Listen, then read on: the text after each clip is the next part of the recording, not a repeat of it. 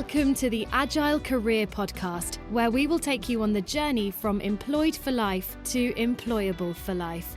We'll give you the tips, insights, and strategies to help you build the transferable skills that you'll need. So let's get started. Please welcome your host, Günther Richter. Hello, listeners, and welcome to the Agile Career Podcast. This is episode 19, and as usual, I've got a very interesting guest that's joining me today. And as you know, on all of these shows, we talk about career changes. Some are big, some are small, some of them are role changes. But my guest today is going to share her story of a really big jump, and that is giving up a secure job in London and moving all the way to Thailand. But without giving too much away, I'd like to introduce and welcome Helen Peatfield to the show. Helen, welcome. I'm glad to have you on the show today. Hey, thanks for having me on. Yeah, and I'm glad the timing differences have worked. As I said earlier in the introduction, you're coming onto the podcast from Thailand. So that's probably the guest furthest away we've had on the podcast so far. So you're a first. All right, before we get into some of the detail, do you want to spend a few moments introducing yourself and talking a little bit about what it is you do now? Yeah, sure. So what I do now, my primary business is I'm a copywriter, a conversion copywriter. So that means that I help businesses hone their messaging and make sure that their website or landing page actually converts, and they are actually making money out of it. And also most of my customers, it's worth noting, are B2B tech companies. A lot of them are SaaS companies. But there's been a few tangents and trials and tribulations getting to that point. I guess with anyone's career, there's always been challenges that we work through, but I think you're probably going to speak about some very unique ones as we go through your story. Yes. Yes. Okay. I mean, so I guess thinking back and looking at what you did, study-wise after school, I think it was pretty aligned to what you do now in terms of, I guess, languages and arts and that sort of thing. Starting off, what was your view around careers and where you thought you wanted to go and what sort of jobs you thought you'd be doing?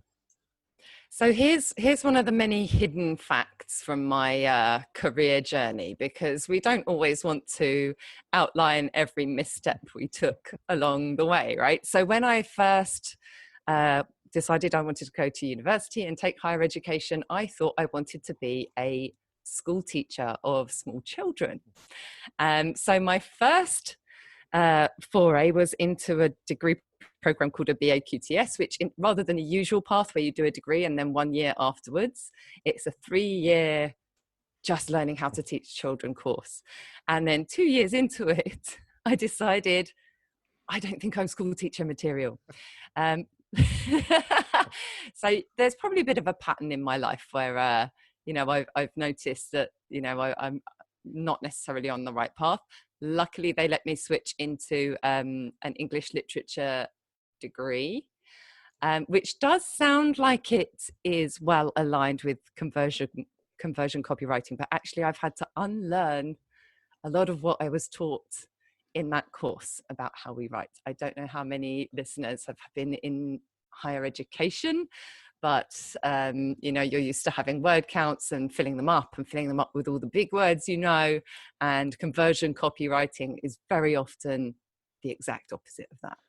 Yes, on one side you've got Emily Bronte, and as you say, on the other side you've got to write copy that converts and is succinct and gets readers really engaged, without having to go 8 chapters into a book before they learn anything about the characters. So yeah, no, it's a good way to describe it. And I think it's very pertinent that you mention, you set off on this path of becoming a teacher and realized after a couple of years that it wasn't what you wanted to do. And there seems to be a lot of discussion nowadays around people entering higher education or thinking, is this the right thing for me? With a massive cost per year, I'm going to come out of a 3 or 4 year degree with masses of debt, and I don't even know if I'll be able to get a job. So I think, these are questions that everyone asks himself. I think it's such a young age, but if you're going to try and peg what career you want at 18, I just think it's so young. My stepson is 23. when he was 18, he had no idea what he wanted to do. And he'd been through all sorts of ideas about what he wanted to do. I think it's just very, very difficult for anyone aged 18 to envisage their life, 5 years, let alone 15, 20 years into the future. So, I think it's far more important, if you do decide you want to go into higher education, I think it's far more important to follow something you're passionate about. And take it from there, rather than, unless you've been dreaming of growing up to be a doctor or a lawyer, or, going to the sciences where you're going to need that kind of education. But if you're a bit like me, where I had a curious mind, I wanted to string out education for a little bit longer, I was having a good time being a teenager.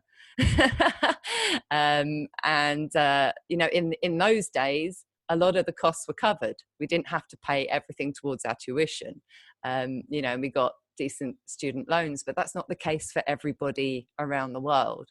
So yeah, I would say go with something that you're passionate about, rather than, something, pegging everything, betting everything on black, is kind of how it felt. All your eggs in one basket. And I think it is difficult when you're 18 or that age. And, I think certainly nowadays there's probably a lot more guidance around in terms of careers and that sort of thing. But certainly, from previous guests on the show, the advice from their guidance counselors was you either going into mining, into a mining quarry, or the army, or, you're going to end up unemployed. Wow. And I think, that's going back to the 70s. So it's probably a bit extreme. Yeah. But I think the constant message that comes through from all of these interviews and the guests that I have on the podcast is, you really do need to take charge of your career and your development. Because ultimately you can have mentors, which is great, and we'll talk about mentorship a little bit later, that can set you off in the right way and perhaps correct you as you on that journey. But ultimately, I guess it's not your parents and it's not your teachers and not your guidance counselor that is responsible for your career. It's you. Yes, absolutely. And in the school I went to a grammar school, which I don't know if all of your listeners would know what that is if they're from outside the UK, but grammar school is something that happens only in a few counties, where you take this exam at 11 and they decide which kind of school you're going into. So the kind of school I went to was, if you're not going to be like a teacher, doctor, lawyer, something like that, then you are essentially a failure, was the kind of message that they give to kids, which was, is hugely problematic. I know. And then probably on the other spectrum, the kids that went to the other schools, they're getting told, well, you're probably going to be this, or this. And I wonder how much that shapes, because you are still essentially a form, still forming as an adult at that age. I wonder how much that affects people and for how long that sticks with them, what they've been told their potential is or what they should be achieving. Or many people will continue with that career path and end up in careers that they are unhappy with or that are not fulfilling. And, it becomes highly stressful, I think. It just becomes a kind of paycheck driven thing, and there's sort of no purpose or meaning. And but it's never too late. It's never too late to change. And I think, that's also the message of this podcast, is helping people make those changes or decisions, whether it's earlier on in the career or later. So, yeah. So I guess then you came out of university with this English literature degree, but you ended up working off in probably the tech space, like most of us do. What was that transition like, moving from that academic environment into working in the tech space? So I guess, the main thread is probably not so much the tech, but a salesy sort of thread.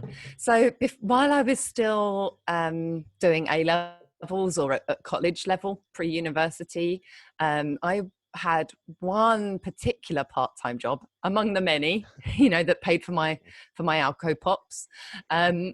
One particular part-time job was selling double glazing. Now, not actually going into the house and selling the double glazing, but phoning unsuspecting person after unsuspecting person when they're trying to bath their kids, watch, their favorite TV show or whatever, and pitching them double glazing they probably didn't need, and trying to get them to agree to have me send a salesperson around to their house.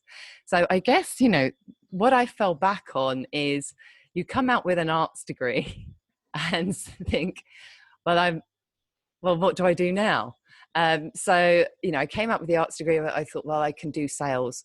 So I went into a job. My first job was for a telecoms, like a B2B telecoms reseller. Right. They sold Alcatel phone systems. I remember the mobile phones even. Oh yeah, they were unbreakable. Really more unbreakable than the Nokias. Yes. So yeah, they sold those business systems into small and medium-sized businesses. So my job then was split between doing cold calling, which I'd done before, and doing some marketing stuff. And actually, that's the first, thinking about it, that's the first time I ever wrote copy. It was the worst copy. And it was full of words like paradigm shift and everything that we tell people to try and avoid, in their copy, unless that's how your actual customers speak. So that was kind of the thread that carried me through. And then from there, I was selling mailing lists, or renting mailing lists from those mail out things people used to get to try and win competitions, and they were all opt-in lists. Then email happened. God, I sound really old now. But people started to migrate from doing so much direct mail to doing more email because it was so much more cost effective. And then from there, finally, I think there was a big jump from that to getting into display advertising, where I was managing campaigns for massive advertisers like, L'Oreal, everything from McDonald's to L'Oreal to Virgin, big spenders. And that sort of took me a little bit away from the hard sell jobs and a little bit more into like relationship management side and managing ad campaigns and making sure that my clients got a return on investment.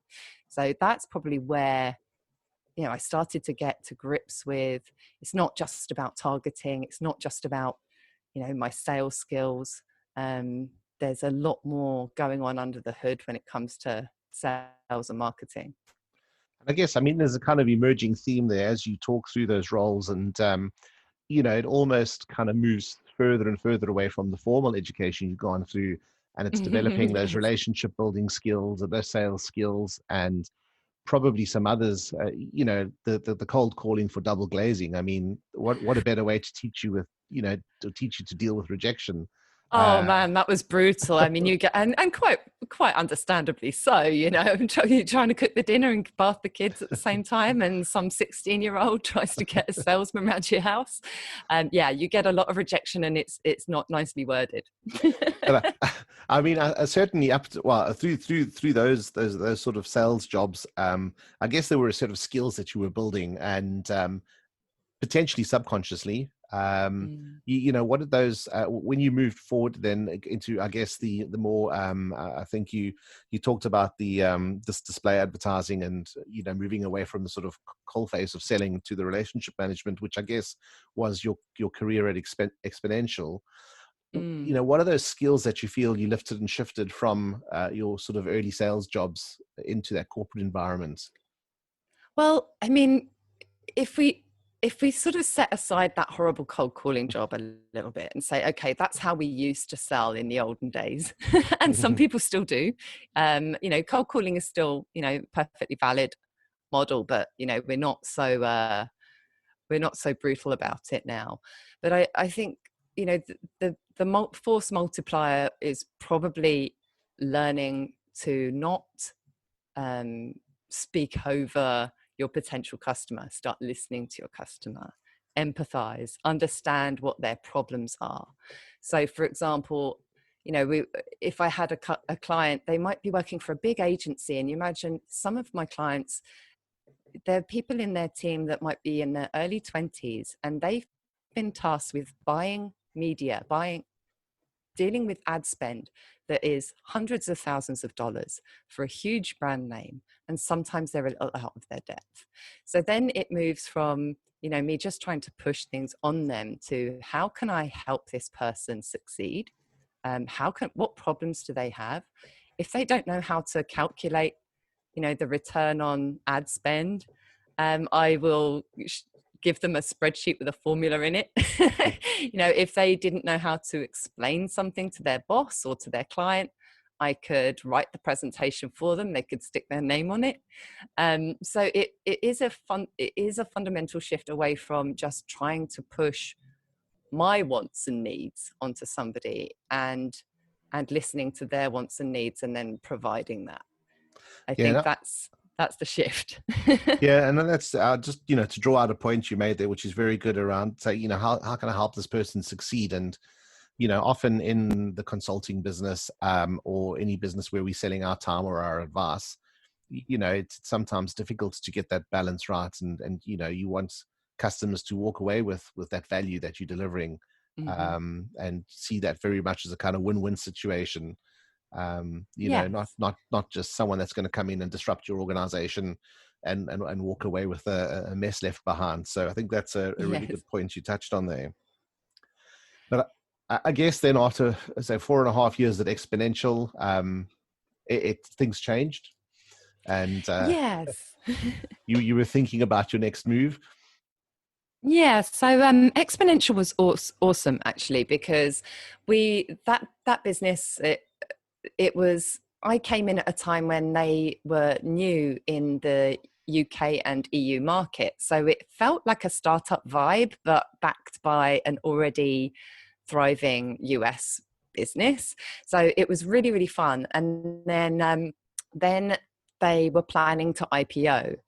And if a company is planning to IPO and float or whatever, then suddenly new rules come in. Things get a little bit more corporate. We'd grown from, I think I was number 6 or 7 in the UK office, and then we had like 60 people around Europe by the time I left in those few short years. So things did change. A lot of the change was good. Some of it was difficult to swallow. But the main reason for my leap, which we're about to get to, it's like the longest open loop. We call this an open loop in copywriting, where you just keep people hanging on for the story. Even scrolling.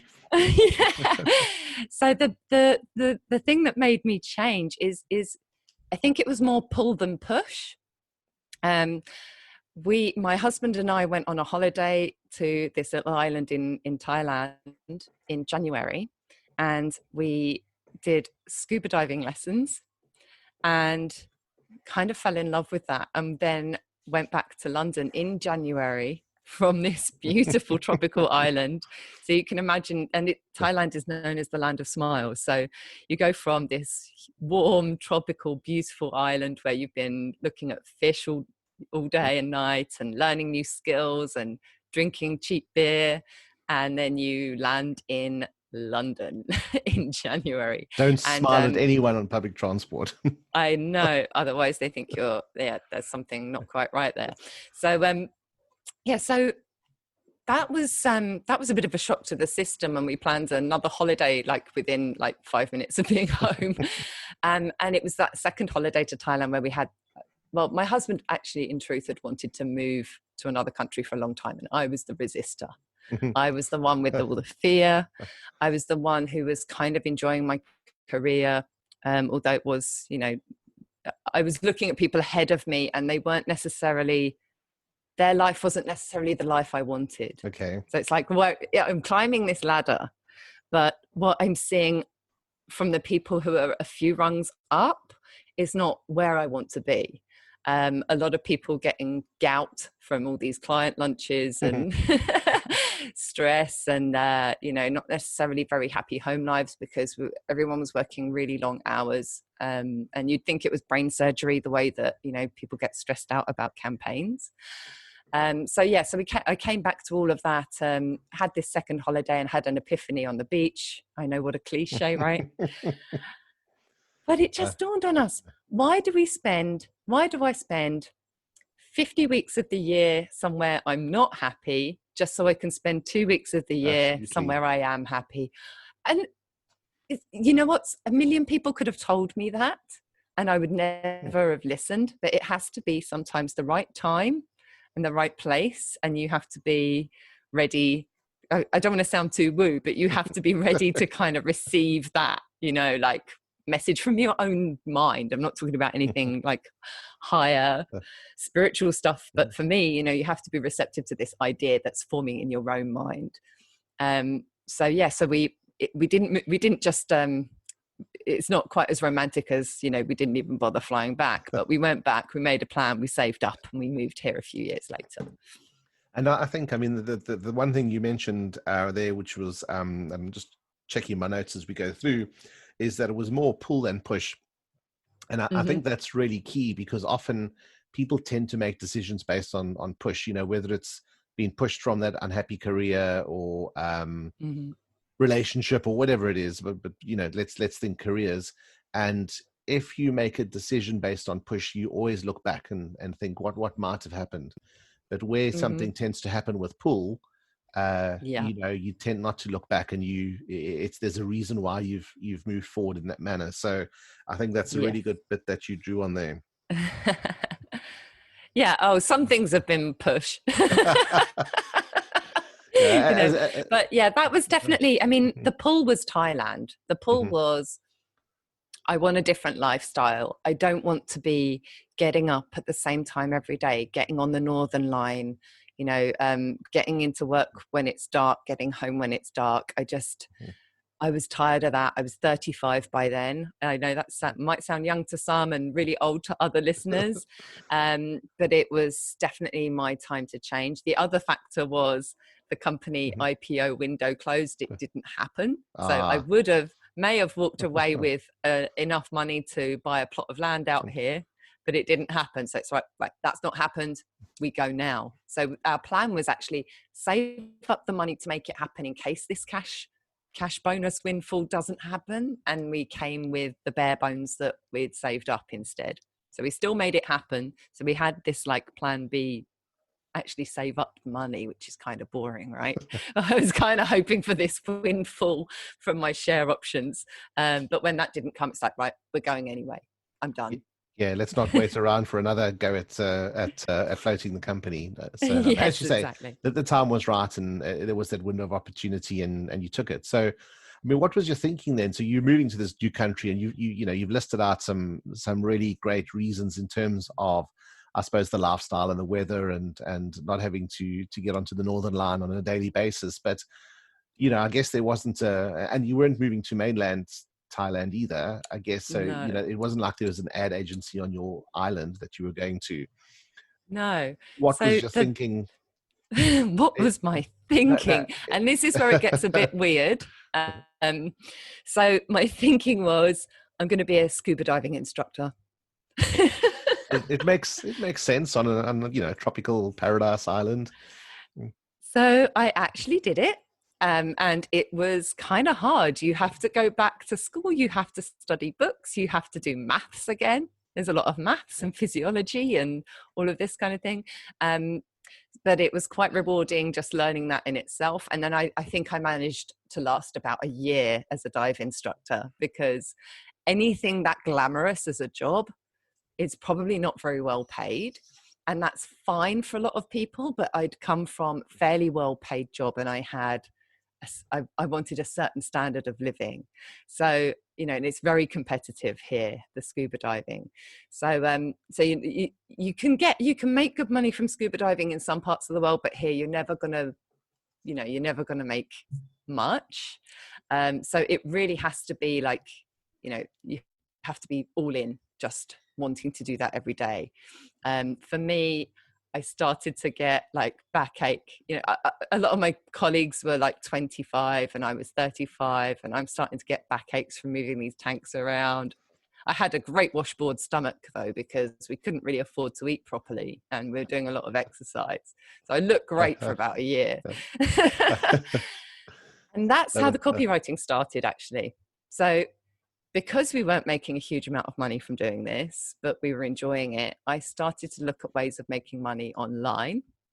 And I thought, well, I can write words, and apparently people pay for words to be written. So I started scouring the sites, like Upwork and so on. And actually the site I mainly used was People Per Hour, which is a great place to start off if you want to build a little portfolio, but I wouldn't recommend sticking around too long, because that's where I kind of got stuck for a while. Good point. So if you're on those kinds of platforms, although I do know a few people that say that they find great clients from there, what you end up doing, or what I ended up doing, was I believed that the value was what I was seeing on that marketplace. I believed that was my value. So, I thought that it was normal to get paid, $10 for a 500-word blog article. I believed that, I'd have to have years of experience to make $20 for an article. And so, being all the way out here, that had its disadvantages. I was used to being surrounded by peers that knew things and knowing what my market value was, to being all the way over here, trying to figure out what I was worth and how to get good enough to make more money. And that's where there was a big struggle for a while. So that's when things got sticky. But then I found a tribe. I found some really good copywriter Facebook groups. I figured out that blogging, the content stuff, those long form articles that you see everybody has on their websites these days, that was less me. And now it kind of seems so dumb that I didn't realize that I should be focusing on sales copy, because I sit here now and I tell you, this had to do with sales, this had to do with sales, and this had to do with psychology, this had to do with empathizing with people. And these are some of the main ingredients for writing sales copy. And I completely missed it all because I was out here floating on an island on my own. So it wasn't until I found that tribe that I started to realize, this is like my zone of genius. The Venn diagram started to close, and that's where things really started to move ahead. And all the other side jobs fell away, and this became my big baby. Well, I mean, and that was going to be one of my questions around how you found that particular niche. And I think, going through the story and you're talking about those skills, those transferable skills that have emerged as you've gone through. So that empathy, that ability to develop relationships with people, psychology, understanding how people behave and think and those sorts of things. As you say, you don't know why didn't you do it before? I guess it just takes you to get to a point to kind of realize that. And it is always easier when you look backwards to say, well, it was always obvious, or it should have been obvious sooner. But I guess it's the power of hindsight. And the other thing I'd like to draw out there is you spoke about a tribe or finding your tribe. And a lot of people do speak about that, but I don't think many people really take it to heart. And I know it sounds a little bit cheesy, finding my tribe, and I apologize for that. But honestly, it really does make a big difference. And, you and I met each other through a mentorship platform itself. So, and the reason why I was drawn to that was because if only there'd been something like that for me, or I'd found something like that for me 7 years ago, where could I be now? If there'd been those people around that could say, Helen, like, come on, look at you, listen to what you've just told me. Now plot out, what you think you'd be good at based on that. So I think a lot of people do maybe underestimate that. Yeah, no, I found it, extremely powerful and talking about a growth mentor. So I have interviewed Foti on the podcast as well. And I guess for people who might not have listened to that episode, Foti's the founder of growthmentor.com, which is the platform that Helen and I both mentor on. And I think, in addition to the value that you hopefully add to mentees that are looking for advice, you do build up a network, and you do find this I guess sense of belonging, and you can reach out to people and have a chat and set up calls like this, and talk with someone on the other side of the world about their experience of the career changes. So I think there certainly is so much value in finding that tribe. And like you say, you found it on a Facebook group or a number of Facebook groups. There's loads of platforms out there that you can go to, and you can find people that have either faced the same struggles or are facing the same struggles, and can share advice. So that's a great point you've made there. One of the things I wanted to ask about was, so we've spoken very much about your career and in terms of, job and what it was you're going to do and how you found this niche in terms of copywriting. But certainly there must have been a few challenges moving countries, and it wasn't like you were moving from an English speaking country to another English speaking country. What were some of the biggest challenges you faced in terms of that, I guess, physical move and being in a totally different culture?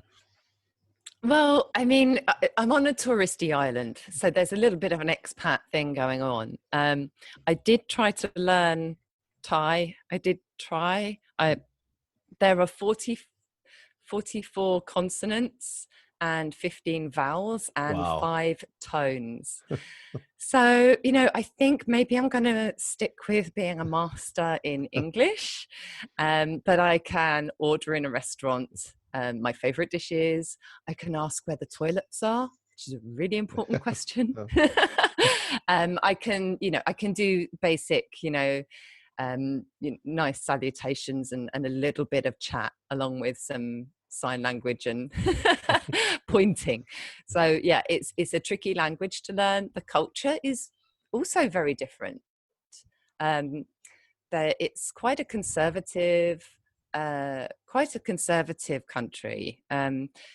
People are by their nature, they tend not to show their emotions so much as I'm used to. And I'm British, right? So, British people are supposed to be the ones with the brave face all the time. In Thai culture and a lot of Asian cultures, the people don't necessarily let you know that they're upset. You find out later. Yeah. So there are certain cultural things to navigate, but because it's a fairly touristy area, most of the Thai people here are quite forgiving towards foreigners when we make a little faux pas. But there are certain things that you learn quite early on, and if you've got any sort of conscientiousness about you when you travel, then you will look up things, the basics. So actually it's quite handy at the moment because the handshake isn't a thing here. People do the Y, which is like the cupped hands cupped like a lotus, right, and then a little head bow. So that's actually come into its own, and I think that the whole world should adopt that as the greeting. Yeah, it has become quite awkward now with the handshake or the elbow bump, and what to do. It's I think it's and part of the reason for moving to a new country, I guess, is to experience those differences in culture, because I guess certainly that's where a lot of the fun is, and character building. And the food here, the food is amazing. If you like spicy food, it's the place to be. And food is like a hugely important part of this culture. Maybe this is another thing that attracted me, but everything revolves around food. One of the ways you can greet people in Thai, and sorry if there's any Thai speakers listening, but one phrase is "Gin Khao Yang." So instead of hello, did you eat yet? Okay. That's actually a way of saying hello. Did you eat yet? That's how important food is here. And you'll see, people sharing their food, and, big family everything revolves around the meal here. And that's a big part of it. It's a Buddhist country as well. So that's very fascinating, understanding Buddhist culture. And I've been invited along to certain Buddhist ceremonies that I would probably never have gone to experience, even though in a multicultural place like London. So yeah, definitely lots of different experiences, sounds, smells here. And I've managed to eat some mealworms and some crickets. So yeah, I scored some points with the Thais for eating crickets. It's always worth being open to the local cuisine, I suppose, and it's some great experiences there. So Yeah. yeah, so thinking then about this role that you're in now, and copywriting, helping customers succeed, helping them convert their prospects into clients. What are the sort of key skills then that you think, in addition to, and we've spoken about sales and psychology, that you felt have kind of set you up for success, and that you've been able to transfer through your career to really help you be successful now? So I think, working at the ad networks, even before that, actually, even with email campaigns, with anything like that, you're tracking metrics. You have to not be scared of looking at numbers. I guess the additional thing with the conversion copywriting is then getting used to qualitative data. So quantitative data and looking at numbers and stats and metrics on an ad campaign and seeing if it backed out to a return on investment is one thing. The other thing is getting used to being able to collect and analyze. Collecting is one thing, right? But people get turned off by words like research, but actually what you're really doing is you're analyzing.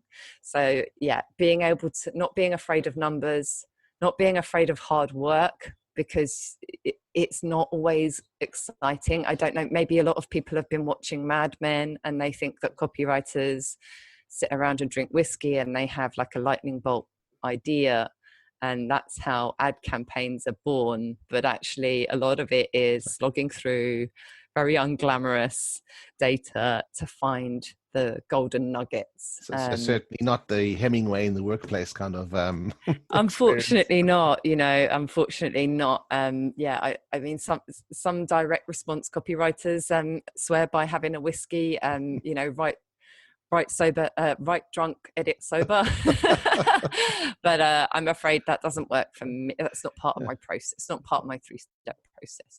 So yeah, having an analytical mindset, not being afraid to jump into data and research and analysis, and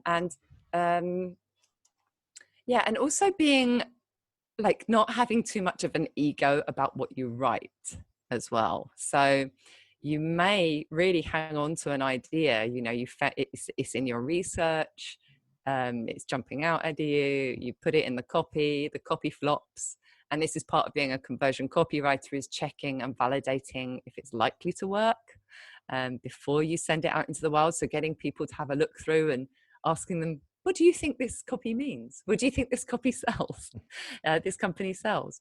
And then being able to switch, flip, reverse it once it goes live. Like, the job is not done once you just hand over this. It's not a piece of art that you're handing off to the client. It's a moving, living, breathing thing. So yeah, being, I guess, liberating yourself from your ego a little bit. Something I'm still working on.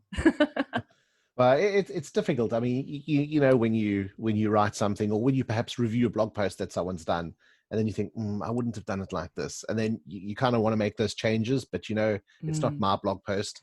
So it's kind of difficult, I suppose, to perhaps divorce yourself from your work, because I guess writing is an art, and but I'm really glad that you've touched on some of the hardest skills in terms of things like understanding numbers and being able to take a more empirical approach to saying, okay, well, I'm going to write 2 bits of copy, for example. Which one lands better? I would actually say that conversion copywriting is a lot more like assembling a puzzle, because I'm using voice of customer data. So I'm interviewing tons of customers, I'm surveying tons of customers, then I'm figuring out what are the most important things to this type of customer. And it's more like assembling a puzzle and then sprinkling a little creativity on top where it's needed. So like the creative part is really the icing on the cake. But a lot of the work is in assembling this puzzle, and yeah. So I guess there are other forms of writing where it is a lot more artistic and creative. And I don't want to detract from the fact that there is an element of creativity, but a lot of the creativity is actually in solving the problem rather than coming up with flowery words. And you're quite right in what you say about, should I edit this or should I not, when you're looking at a blog post? And this is where the research comes in handy. before I show a client what the copy is, I take them through a process where I show them everything their customers have said.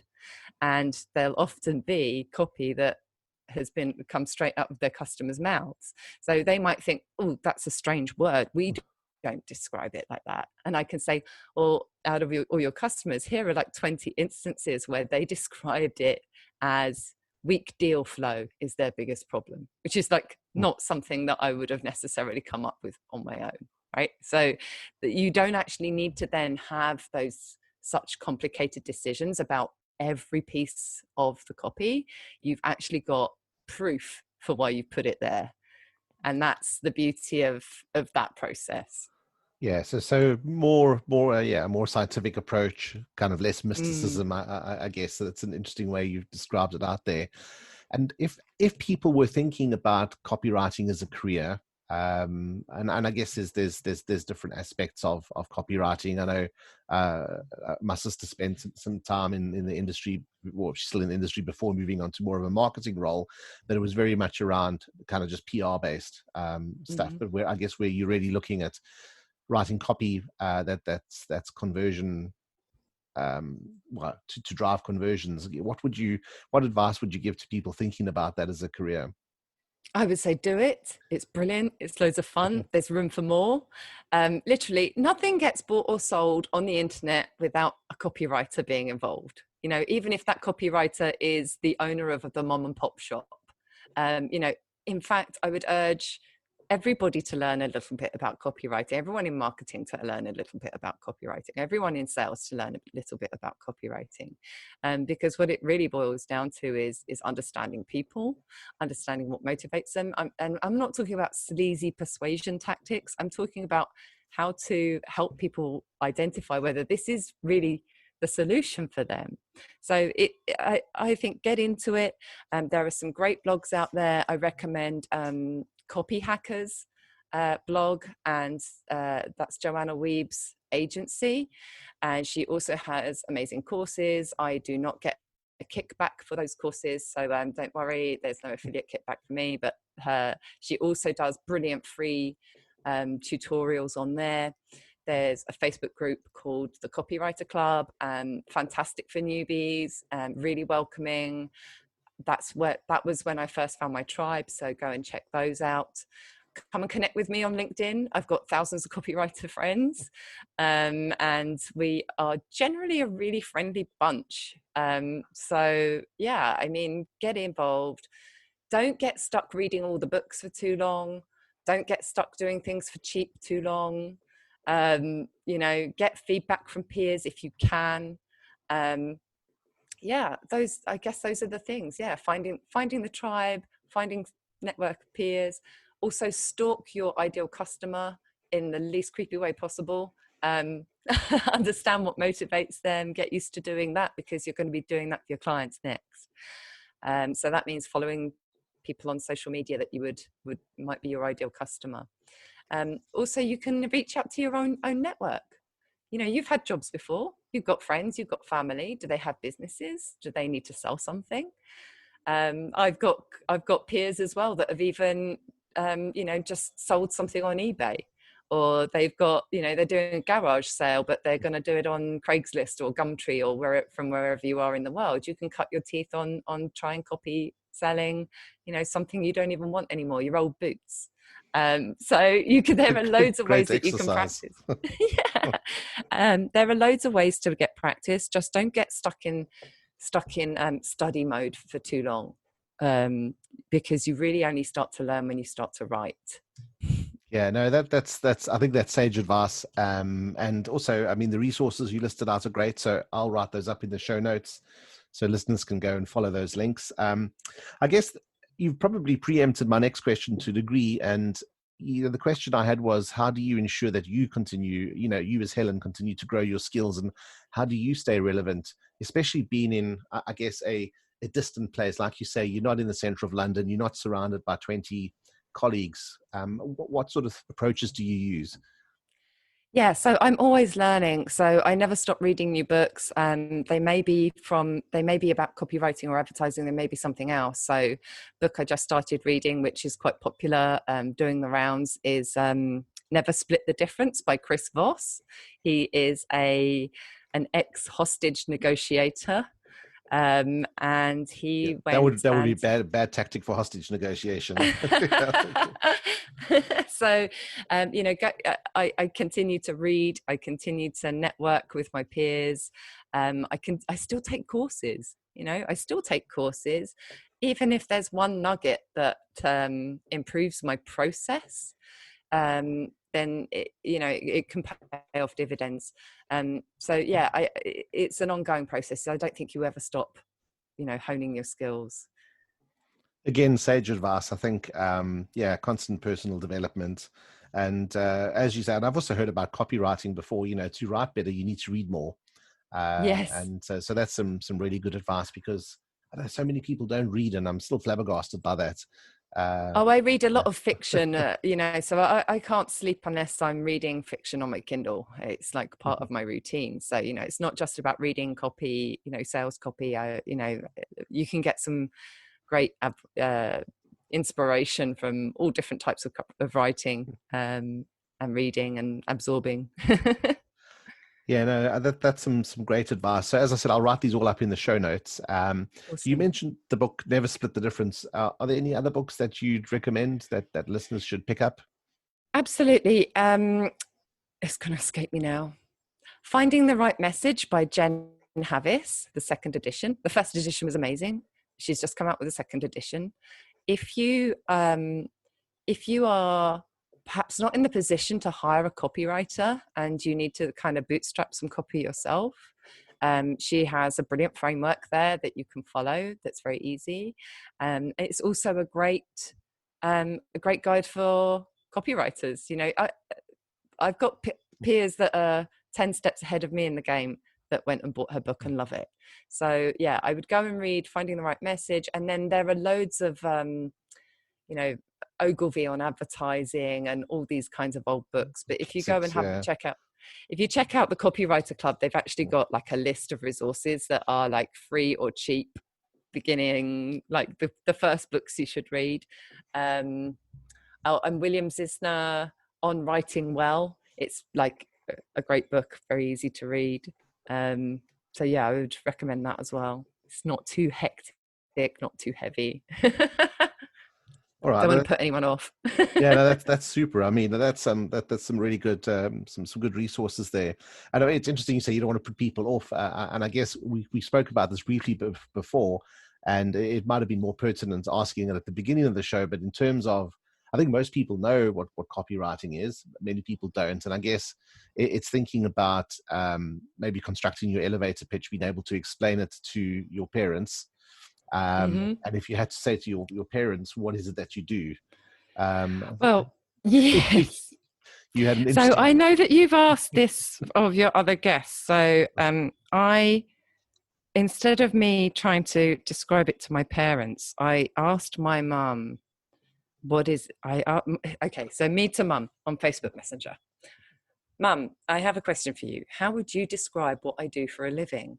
She writes back, "LOL," because she's down with the kids, "LOL. Well, I know it's called copywriting." Okay, that's a good start. "Is it writing for a company to describe their products and give testimonials to promote those products or services? Sort of advertising? Bleep. Am I anywhere near?" So yeah, there was a little bit of swearing in there, and kiss because it was from mum. So she's close. I don't write the testimonials, but I think she's heard me talking about doing customer interviews. So maybe I need to work on my elevator pitch when I talk to friends and family, because it's pretty clear to my ideal customers. If my LinkedIn headline is, I write B2B copy for SaaS and tech companies, I'm going to help you get more conversions. It's pretty simple for that audience, but like maybe not so simple for my mum. So I'm going to work on that. Yeah, no, the elevator pitch is important, and I guess it's been able to kind of get your message across quickly about what it is you do, and that's obviously relevant for all professions and careers. So again, a useful exercise for the listeners to go and do.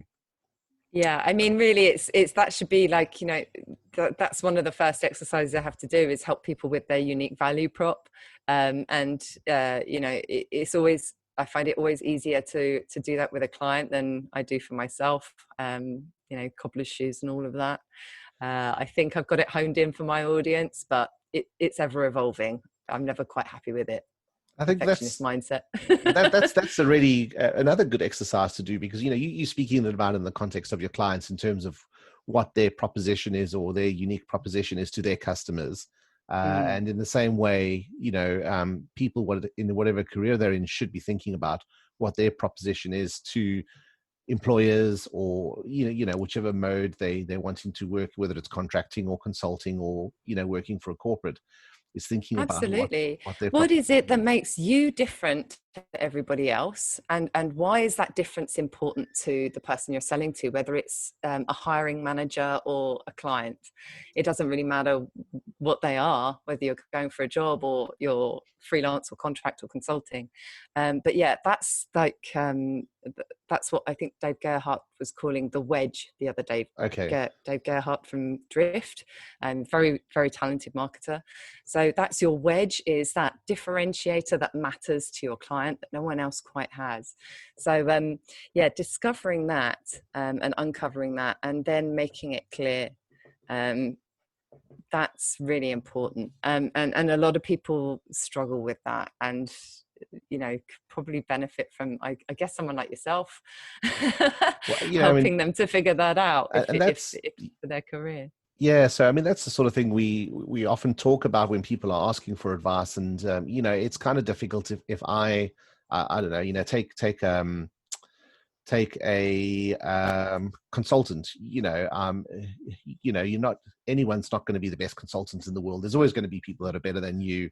Whether it's the likes of, I can't remember what his name was, but that started Boston Consulting Group. It's going to be difficult, probably, reaching that level, or perhaps someone like Alan Weiss or whatever it is.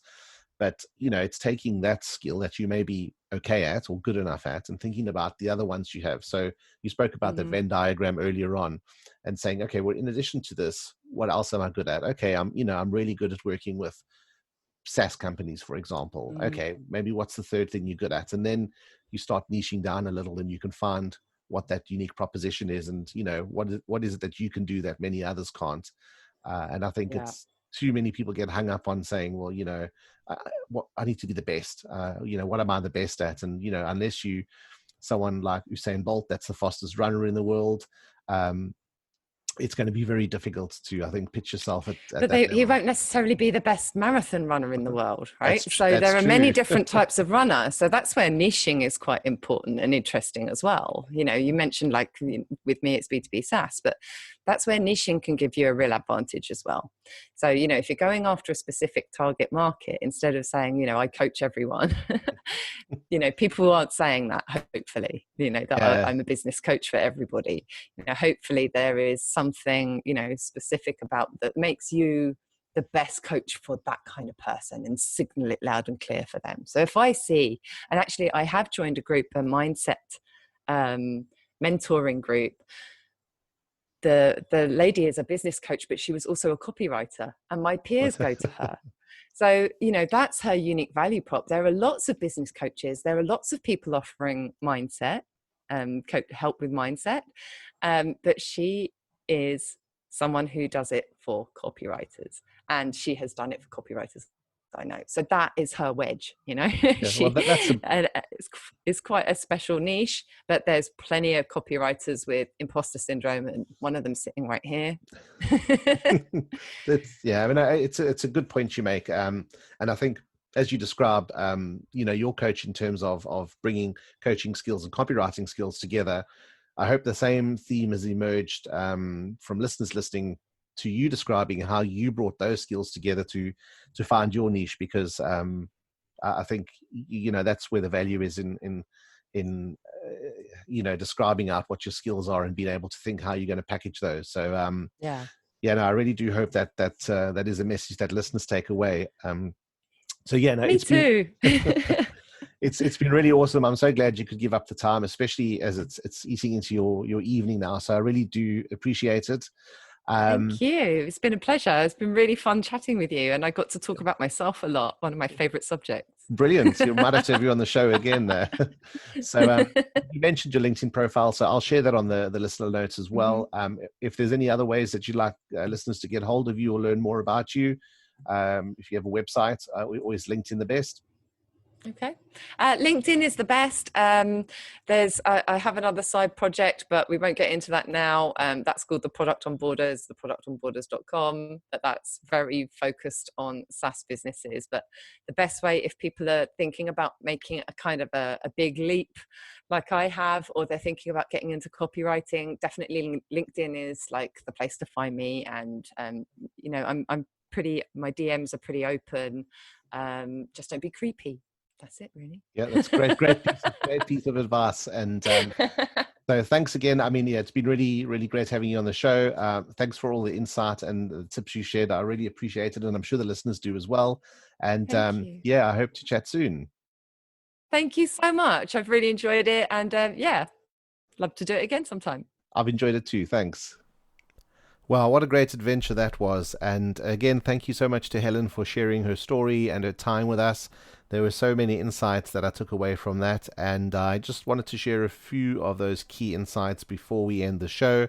Again, I'll write them up in the show notes, so feel free to go ahead and read those, of course, along with the resources that Helen has shared with us. So I think when we talked about formal education and I guess higher education, one of the things that Helen said was important was following something that you're passionate about. And I think this is really key because throughout your career, it's good to have something that you're passionate about, and that's going to, I think, give you the satisfaction that you need from your job, rather than it just being a kind of paycheck driven career.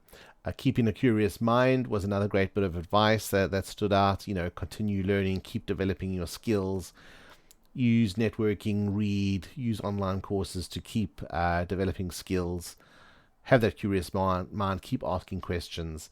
Helen also spoke about a part-time job, and again, this has come up so many times in the podcast interviews around people having part-time jobs, and again, the value that you get out of having that part-time job, that introduction to the working world. So again, a really good piece of advice there.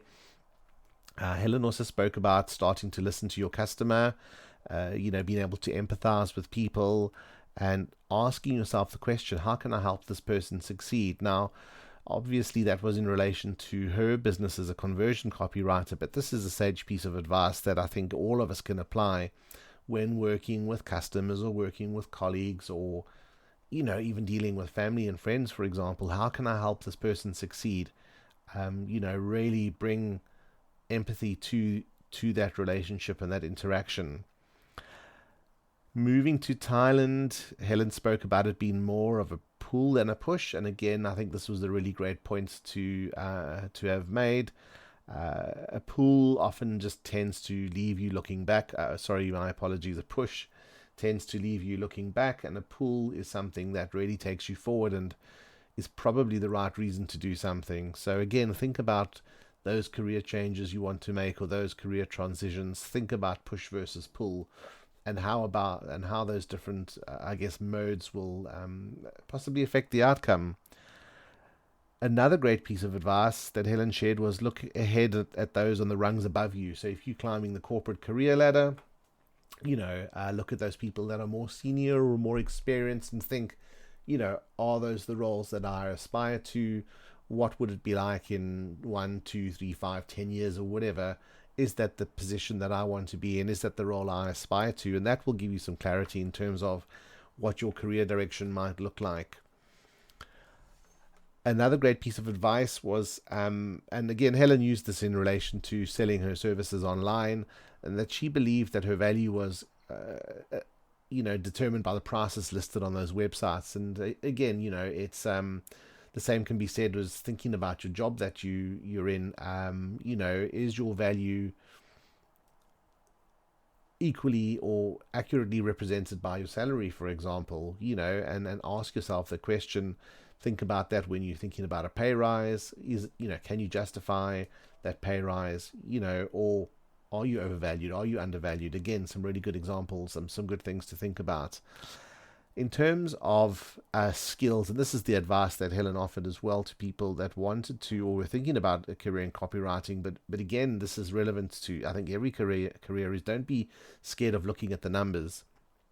Don't be afraid of hard work. These are great skills. I mean, none of us should be afraid of hard work, but certainly having a bit of skill around numbers and the ability to look at numbers, these are all very important skills and will serve you well. Helen also recommended don't get stuck reading the books. Get out there and practice your trade, whatever it is you do. Get some experience, get working. Don't just get stuck in books and online courses.